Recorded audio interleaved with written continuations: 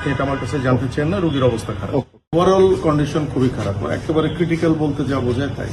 ওনার ব্যাপারে আমরা কোনো আশার কথা বলবো না। আমরা যখন অপারেশন করার জন্য প্ল্যান করতেছি তখন ওনার ভাই, উনি বুলেট বুদ্ধের সময় ওনার সাথে ছিলেন, উনি কিন্তু বলছিলেন যে বেঁচে নাই, তারপর আপনারা করেন। কিন্তু আমরা কিন্তু আশা ছাড়ি নাই, তার সাইন অফ লাইফ কিন্তু ছিল।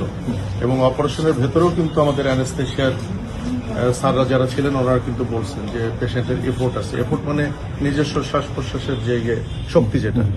তো উনি এখনো কিন্তু উনি বেঁচে আছেন, কিন্তু এর মধ্যে উনি 2বার কার্ডিয়াক অ্যারেস্ট, ওনার ব্লাড লস হয়েছে প্রচুর।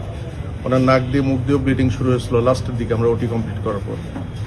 এখন আমরা পেশেন্টের ব্যাপারে কোনো আশার কথাই বলবো না। উনি সর্বোচ্চ খারাপ অবস্থাতেই আছেন, কিন্তু উনি এখনো বেঁচে আছেন, আর বাকিটা আল্লাহর ইচ্ছা।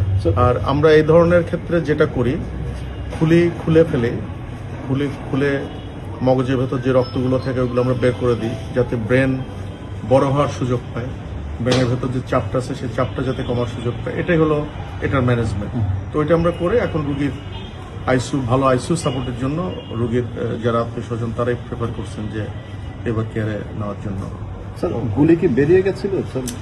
Most probably.